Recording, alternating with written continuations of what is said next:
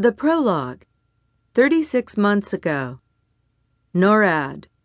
Cheyenne Mountain, Colorado. "Look at the size of that swarm," Lieutenant General Ashton said, his eyes fixated on the big screen in the front of the room. "It's a goddamn shame we can't broadcast to the world that we're about to save every man, woman, and child on the globe." "Yes, sir," Colonel Gerald Taylor said distractedly. He was watching the real-time telemetry from the orbital defense grid and keeping his mental fingers crossed that it would all work out. 5 months earlier, the threat had been detected.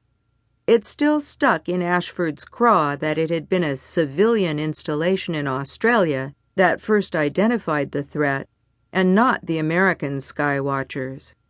A massive asteroid the size of Mount McKinley, located in the center of a massive swarm of smaller rocks, was going to cross paths with the planet and impact with enough force to kill off all life on the planet. "They said this program was a waste of time and money. Did you know that, Colonel?" Ashton asked, thumping his hand down on the desk. "Yes, sir," Taylor muttered, typing a slight targeting adjustment. It wasn't necessary. The supercomputer below the mountain would make the needed firing tweaks in nanoseconds, but it made Taylor feel better.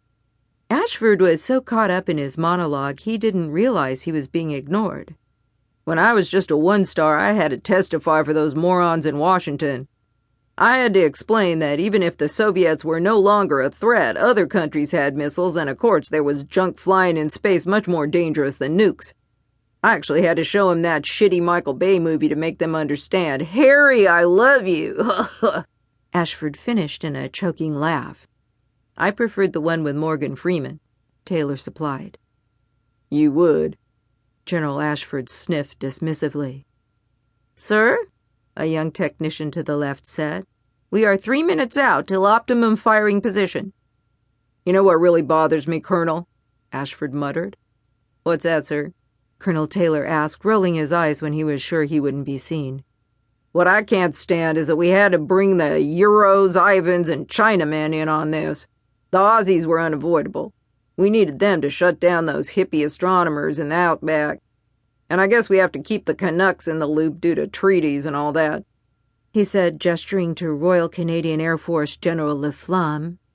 "Thank you so much, General," Laflamme said coolly. Taylor grinned at the Canadian. Neither man had much love for the NORAD commander. "But what the hell did the rest of those slackers do to deserve being brought in on this?" he asked rhetorically. "Maybe because they would have detected the mass long before now regardless," the Quebecois general chimed in bluntly. Ashford glared at his Canadian counterpart but said no more. Lights began to flash, signaling the time had come. "Colonel, if you'd give the word," Ashford muttered, watching the feed from the probe closing on the stellar mountain. "On my word," Colonel Taylor projected across the command center.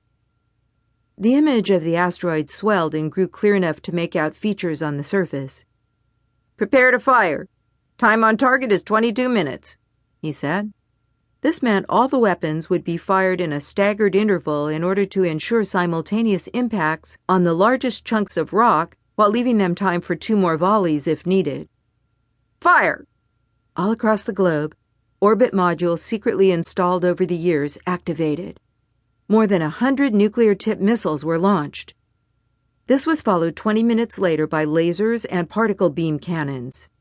For 22.5 minutes, the men and women across the globe who'd known the true danger of the approaching meteor shower waited with bated breath.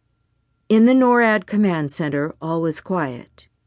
Then the screen was filled with the light of the exploding missiles and impacting energy weapons. The room erupted into cheers. "Quiet down," Taylor shouted, furiously studying the telemetry. The room went quiet. "What is the word, good or bad?" General Laflamme asked, his flowing French-Canadian accent lending stability to the tension-filled environment. Ashford glared petulantly at the Canadian, but said nothing. "It appears that—" Taylor trailed off, his lips moving as he silently read to himself. "It looks like we did it."